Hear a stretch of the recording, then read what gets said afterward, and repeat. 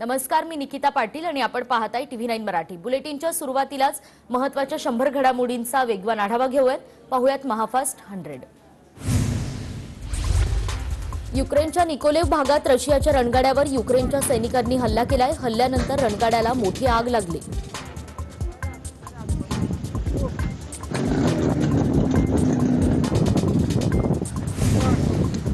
रशियाच्या cruise missile रात्री उद्ध्वस्त केल्याचा दावा युक्रेनने केलाय। याआधीही लढाऊ विमानं उद्ध्वस्त केल्याचाही दावा युक्रेनकडून करण्यात आलाय।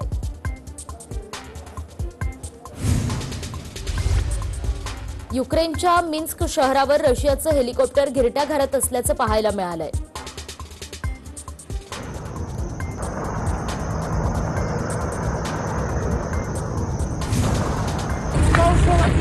तर युक्रेनच्या इर्पेनसाठी अजूनही लढाई सुरूच आहे। युक्रेनने रशियन टँकवर हल्ला केल्याने रशियन टँकने पेट घेतलाय। Пока держимся. Разъебашили колонну. 4 युद्धाच्या भीतीने कीव रेल्वे स्टेशनवर नागरिकांनी प्रचंड गर्दी केली आहे। त्यामुळे अनेक लहान मुलं स्टेशनमध्येच रडत असल्याचं दिसून आलंय।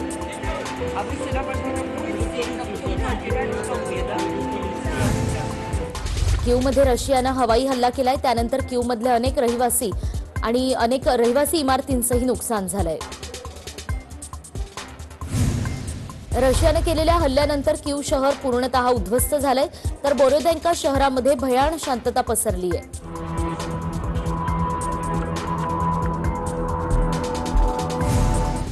युक्रेनमधल्या झापोरिझिया अणुऊर्जा प्रकल्पाजवळ झालेल्या गोळीबारामुळे आग लागली आहे। गोळीबार होतानाचा व्हिडिओ कॅमेऱ्यामध्ये कैद झालाय। रशियन सैन्याने आपलं रॉकेट लॉन्चर वाहन सोडून गेल्यानंतर युक्रेन सैनिकांनी ते ताब्यात घेतल्याचं बघायला मिळालं। युक्रेनने विद्यार्थ्यांवर गोळीबार केलाय। युक्रेनने परदेशी विद्यार्थ्यांचा ढाल म्हणून वापर केलाय असा दावा पुतीन यांनी केलाय। तर रशियन सैन्याने युक्रेनच्या नागरिकांना वाचवल्याचा दावा पुतीन यांनी केलाय आणि रशिया आणि युक्रेनचे नागरिक एकच आहेत आणि एकच राहणार असंही पुतीन यांनी म्हटलंय। युद्ध रोखण्यासाठी पुतीन यांनी थेट संवाद साधावा अशी मागणी युक्रेनचे राष्ट्राध्यक्ष झेलेन्स्की यांनी केली आहे।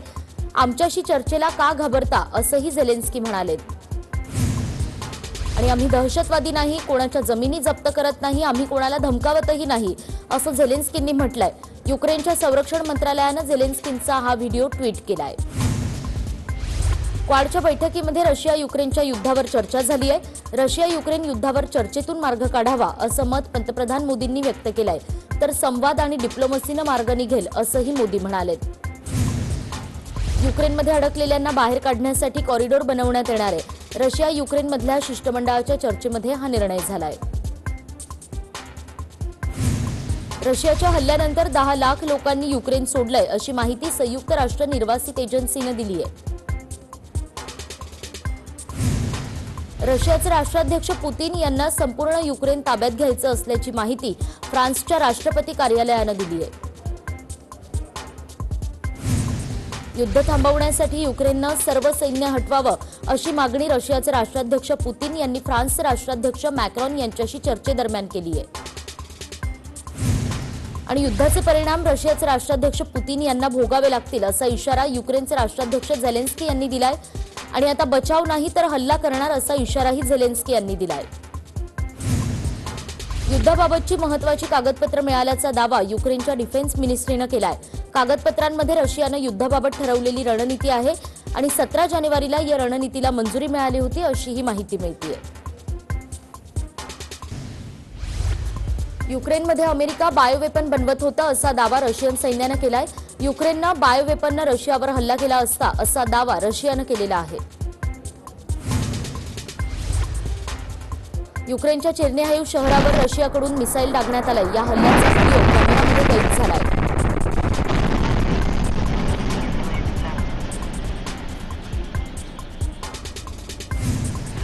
युक्रेनच्या बुचा शहरात रशियाकडून मिसाईल हल्ला करण्यात आलाय। बुचामधील रहिवासी भागात मिसाईलने हल्ला करण्यात आल्याने अनेक घरांचे नुकसान झालंय।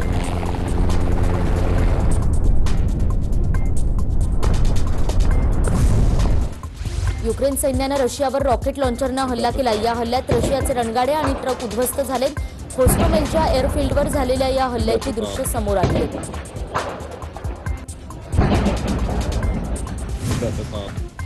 रशियाच्या हल्ल्याला युक्रेनच्या सैन्याकडूनही जोरदार प्रत्युत्तर दिलं जात आहे। युक्रेनच्या सैनिकांनी रशियन सैन्यावर हँड मिसाईल डागल्याचा एक व्हिडिओ समोर आलाय।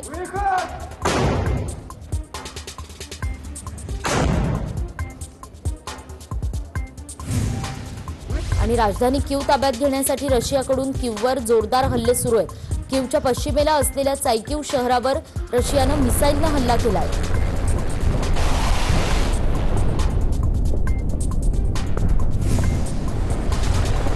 युक्रेनच्या बाजूने लढण्यासाठी विदेशी नागरिकही मैदानात उतरल्याचं दिसून येत आहे। झेलेन्स्कीच्या आवाहनानंतर 16,000 विदेशी नागरिक युक्रेनसाठी मैदानात उतरले। Перед мішенью можуть бути цивільні, за мішенью або по бокам. Так? रशियाचे 9,000 सैनिक मारले गेलेत तर रशियाचे 30 हेलिकॉप्टर उद्ध्वस्त केले गेलेत असा दावा युक्रेनने केलेला आहे।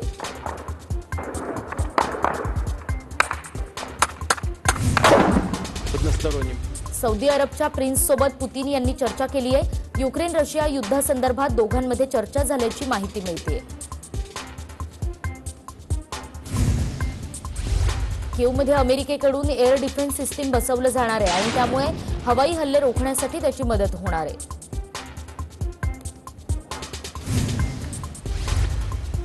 युक्रेनला फ्रान्सकडून 500 लष्करी उपकरणं मिळाली आहेत तर फ्रेंच सैन्य लष्करी उपकरणांसह रोमानियामध्ये दाखल झालंय। रशियानं युद्ध थांबवायला हवं असं आवाहन रशियातल्या पेट्रोलियम कंपनी ल्युकोइलनं केलंय। रशियानं शस्त्रसंधीचं उल्लंघन थांबवावं अशी मागणी युक्रेननं केली आहे। रोमानियाच्या सिरेटमध्ये युक्रेनी नागरिकांसाठी कॅम्प तयार करण्यात आलाय। या कॅम्पमध्ये गरजेच्या वस्तूंचा पुरवठा केला जातोय। रशिया बेलारूसच्या खेळाडूंना पॅरालिम्पिकमध्ये आता खेळता येणार नाहीये। राष्ट्रीय पॅरालिम्पिक समितीनं या खेळाडूंवर बंदी घातली आहे। 5 मार्चपर्यंत 15,000 भारतीयांना मायदेशी आणलं जाणार आहे तर आज 17 विमानांमधून 13,500 भारतीयांना खासगी विमानांमधून परत आणण्यात येणार आहे। C-17 ग्लोब मास्टरचं 5वं विमान हिंडन एअरबेसवर दाखल झालंय। या विमानातून 270 भारतीयांना मायदेशी परत आणण्यात आलंय। रोमानिया आणि बुखारेस्टमधून भारतीयांना घेऊन एक विमान नवी दिल्ली विमानतळावर दाखल झालंय। केंद्रीय मंत्री मीनाक्षी लेखी यांनी या सर्व भारतीयांचं स्वागत केलंय। युक्रेनमध्ये अडकलेले महाराष्ट्रातले विद्यार्थी स्पेशल विमानानं नवी दिल्लीमध्ये दाखल झालेत। मायदेशी परतल्यावर विद्यार्थ्यांचा आनंद हा गगनात मावेनासा झाला होता। युक्रेनमधून 3 मुली औरंगाबादमध्ये पोहोचल्या आणि यावेळी मुलींना आणि त्यांच्या पालकांना अश्रू अनावर झाले होते। चंद्रकांत खैरे यांनी या विमानतळावर मुलींचं स्वागत केलंय।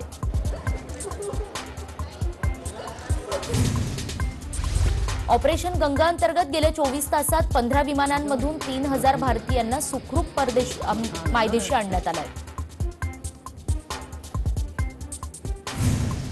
युक्रेनमध्ये अडकलेल्या भारतीय विद्यार्थ्यांना घेऊन एअर इंडियाचं विशेष विमान मध्यरात्री मुंबईत पोहोचलंय। केंद्रीय मंत्री रावसाहेब दानवे यांनी या विद्यार्थ्यांचं स्वागत केलंय। युक्रेनमधून आतापर्यंत 18,000 भारतीय बाहेर पडलेत अशी माहिती परराष्ट्र मंत्रालयानं दिली आहे तर 24 तासात आणखी 18 विमानांद्वारे भारतीयांना मायदेशी आणलं जाईल असंही परराष्ट्र मंत्रालयानं म्हटलंय। वाराणसीमध्ये युक्रेनमधून आलेल्या विद्यार्थ्यांशी मोदींनी चर्चा केली आहे। यावेळी मोदींनी काँग्रेसवर टीकाही केली आहे। आधीच्या सरकारची शिक्षणाबाबतची धोरणं अयोग्य होती असं मोदी म्हणाले। युक्रेनमधील युद्धपीडितांच्या मदतीसाठी चेल्सी हा फुटबॉल क्लब विकण्याचा निर्णय घेण्यात आलाय। कोरोनानंतर एका व्हायरसनं युक्रेनवर हल्ला केलाय असं म्हणत युक्रेनचे राष्ट्राध्यक्ष झेलेन्स्कींनी पुतीन यांच्यावर टीका केली आहे। युक्रेनला पाठिंबा देणं थांबवू नका असं आवाहनही झेलेन्स्की यांनी केलंय। रोमानियामध्ये कीव आणि खार्किव सारख्या भागातून स्थलांतरित होऊन येणाऱ्या नागरिकांसाठी अनेक रिलीफ कॅम्प उभारण्यात येत आहेत आणि अत्यावश्यक गोष्टींचा पुरवठा यामार्फत केला जातोय। राज्यात आजपासून 12वीच्या लेखी परीक्षेला सुरुवात होणार आहे। यंदा 14,85,286 विद्यार्थी परीक्षा देणार आहेत तर 9,635 केंद्रांवर ही परीक्षा पार पडणार आहे। 12वीच्या परीक्षार्थींना शालेय शिक्षण मंत्री वर्षा गायकवाड यांनी शुभेच्छा दिल्यात. निर्भीडपणे पेपर लिहा असं वर्षा गायकवाड यांनी म्हटलंय. अर्थसंकल्पीय अधिवेशनाचा आजचा दुसरा दिवसही गाजण्याची शक्यता आहे. मंत्री नवाब मलिकांचा राजीनामा आणि ओबीसी आरक्षणावर भाजपच्या कालच्या बैठकीमध्ये चर्चा झाल्याची माहिती सूत्रांकडून मिळतेय आणि या दोन्ही मुद्द्यांवरून विरोधक सरकारला घेरण्याच्या तयारीत आहेत. विधानसभा अध्यक्ष निवडणुकीबाबत गिरीश महाजनांनी मुंबई हायकोर्टात धाव घेतली आहे. अध्यक्षांची निवड आवाजी मतदानानं करू नये, ती गोपनीय पद्धतीनं मतदान करून व्हावी अशी मागणी गिरीश महाजन यांनी केली आहे. पिओ वाईन रहो फाईन ही सरकारची भूमिका असल्याची टीका सुधीर मुनगंटीवार यांनी केली आहे. मंत्री नवाब मलिकांच्या ईडी कोठडीमध्ये वाढ करण्यात आली आहे. आता मलिकांच्या ईडी कोठडीत 7 मार्च पर्यंत वाढ झाली आहे. तर नवाब मलिक एक डागी मंत्री आहेत. कोर्ट न्याय देईपर्यंत राजीनामा घेतला पाहिजे अशी मागणी सुधीर मुनगंटीवार यांनी केली आहे. संजय राठोड आणि मलिकांना वेगळा न्याय का असा सवालही मुनगंटीवारांनी केला आहे. तर नवाब मलिकांचा राजीनामा घेतल्याशिवाय आम्ही गप्प बसणार नाही असं विरोधी पक्षनेते प्रवीण दरेकर यांनी म्हटलंय आणि हे सरकार अहंकारात बुडालंय अशी टीकाही दरेकरांनी केली आहे. आरोप झाल्यामुळे नवाब मलिकांनी राजीनामा देऊन चौकशीला सामोरं जायला हवं असं मत वंचितचे नेते प्रकाश आंबेडकर यांनी व्यक्त केलं आहे. नवाब मलिकांवरील आरोप सिद्ध झाल्यास त्यांना मंत्रिमंडळात राहण्याचा अधिकार नाही याच्याशी आम्ही सहमत आहोत असं नाना पटोले म्हणाले. राज्याच्या अर्थसंकल्पात काही कमी असेल तर आम्ही तुटून पडू असा इशारा भाजपचे नेते सुधीर मुनगंटीवार यांनी दिलाय. सर्वसामान्यांना दिलासा देणारा अर्थसंकल्प असावा असंही मुनगंटीवार म्हणाले. राज्यपालांचं अभिभाषण झाल्यानंतर जे काही राजकारण करायचं होतं ते करायला हवं होतं अशा शब्दात एकनाथ खडसेंनी विरोधकांसह सत्ताधाऱ्यांनाही फटकारलंय. तर राज्यपाल भाजपच्या मर्जीतील असतानाही भाजपनं गोंधळ घालणं योग्य नाही असं म्हणत मंत्री हसन मुश्रीफ यांनी भाजपसह राज्यपालांना टोला लगावलाय. नारायण राणे, नितेश राणे यांना आता अटकपूर्व जामिनासाठी ते दिंडोशी कोर्टामध्ये अर्ज करणार असल्याची माहिती मिळतेय. दिशा साले यांच्या आत्महत्येवर आरोप केल्यानं दिशाच्या आई वडिलांनी पुणे राणे पितापुत्रांविरुद्ध गुन्हा दाखल केला होता. भारत आणि श्रीलंकेत आजपासून पहिली कसोटी खेळवली जाणार आहे. विराट कोहली 100वी कसोटी खेळणारे. 100व्या कसोटीत विराटला विक्रम करण्याची संधी आहे. आरक्षणाच्या मुद्द्यावर राज्य सरकार आणि भाजप फसवणूक करतायत असा आरोप वंचित आघाडीचे नेते प्रकाश आंबेडकर यांनी केला आहे.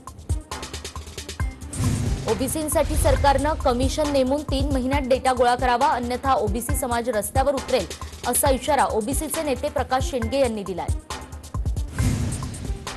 आणि आम्ही आज तरी एका छताखाली राहतो पण आम्ही एकमेकांचे चेहरेही पाहत नाही असं आमदार संदीप क्षीरसागर यांचे भाऊ योगेश क्षीरसागर यांनी म्हटलंय.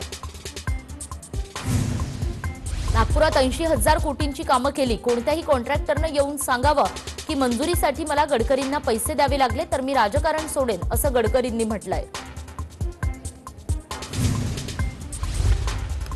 भंडाऱ्यामध्ये नितीन गडकरी वनविभागाच्या अधिकाऱ्यांवर संतापल्याचं दिसून आलंय. काम न करणाऱ्या वन अधिकाऱ्यांचे गोपनीय अहवाल खराब करणार असल्याचा इशारा गडकरींनी दिलाय. भंडारा जिल्ह्यासाठी नितीन गडकरींनी नव्या प्रकल्पांची घोषणा केली आहे. गोंदिया नागपूर मेट्रो, भंडारा नागपूर रोपवे आणि तांदळाच्या निर्यातीसाठी पोर्ट तयार करणार अशी घोषणा गडकरींनी केली आहे.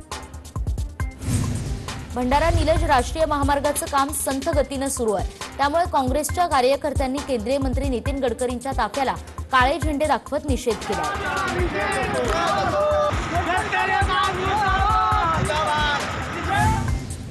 फोन टॅपिंग प्रकरणात दाखल एफआयआर रद्द करण्याच्या मागणीसाठी रश्मी शुक्लांनी मुंबई हायकोर्टात धाव घेतली आहे. आज या प्रकरणी मुंबई हायकोर्टामध्ये सुनावणी होणार आहे.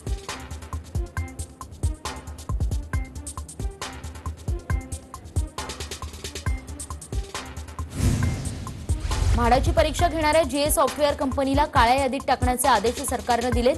सामान्य प्रशासन विभागानं या संदर्भात आदेश काढलेत. 100 कोटींच्या वसुली आदेशाप्रकरणी सीबीआयनं अनिल देशमुखांचा जबाब नोंदवलाय. आणखी 2 दिवस सीबीआय देशमुखांचा जबाब नोंदवणार असल्याचं कळतंय. शिवसेना नेते अर्जुन खोतकर यांच्या अडचणीमध्ये आता आणखी वाढ होण्याची शक्यता आहे. रामनगर साखर कारखान्यावर निर्बंध लावण्याचे आदेश ईडीनं दिलेत. ईडीनं जालना जिल्हाधिकाऱ्यांना तसं पत्र लिहिलंय. पुणे पालिकेवर प्रशासक नेमला जाणार असल्याची माहिती सूत्रांकडून मिळते. पालिका आयुक्त विक्रम कुमार प्रशासक म्हणून असल्याची माहिती सूत्रांनी दिली आहे. सोलापूरचे विद्यमान उपमहापौर राजेश काळे यांची तडीपारी ही रद्द करण्यात आली आहे. विविध गुन्हे दाखल असल्यानं पोलिसांनी तडीपारीची कारवाई केली होती.